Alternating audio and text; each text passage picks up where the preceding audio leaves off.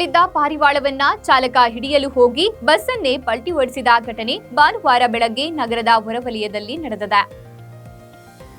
ಬಳ್ಳಾರಿಯಿಂದ ಚಿತ್ರದುರ್ಗಕ್ಕೆ ಚಲಿಸುತ್ತಿದ್ದ ಖಾಸಗಿ ಬಸ್ ಒಂದರಲ್ಲಿ ರಾಷ್ಟ್ರೀಯ ಹೆದ್ದಾರಿ ಬುಡ್ನಹಟ್ಟಿ ಬಳಿ ಚಾಲಕನ ನಿಯಂತ್ರಣ ತಪ್ಪಿ ಪಲ್ಟಿಯಾದ ಕಾರಣ ಬಸ್ನಲ್ಲಿದ್ದ ಸುಮಾರು 16ಕ್ಕೂ ಹೆಚ್ಚು ಜನರು ಗಾಯಗೊಂಡು ಸಾರ್ವಜನಿಕ ಆಸ್ಪತ್ರೆಯಲ್ಲಿ ಚಿಕಿತ್ಸೆ ಪಡೆಯುತ್ತಿದ್ದಾರೆ.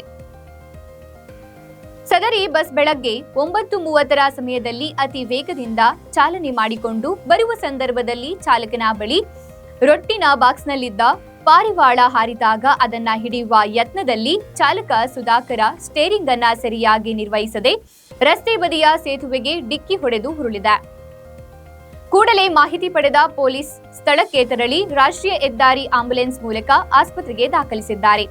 ಕೆರೆಯಾಗಳಹಳ್ಳಿಯ ಪರಶುರಾಮ ನಾಯಕ ಎಂಬಾತ ಎಡಗೈ ಮುರಿದು ಅಪಘಾತವೆಸಗಿದ ಬಸ್ ಚಾಲಕನ ವಿರುದ್ಧ ಕ್ರಮ ಕೈಗೊಳ್ಳುವಂತೆ ದೂರು ನೀಡಿದ್ದಾನೆ.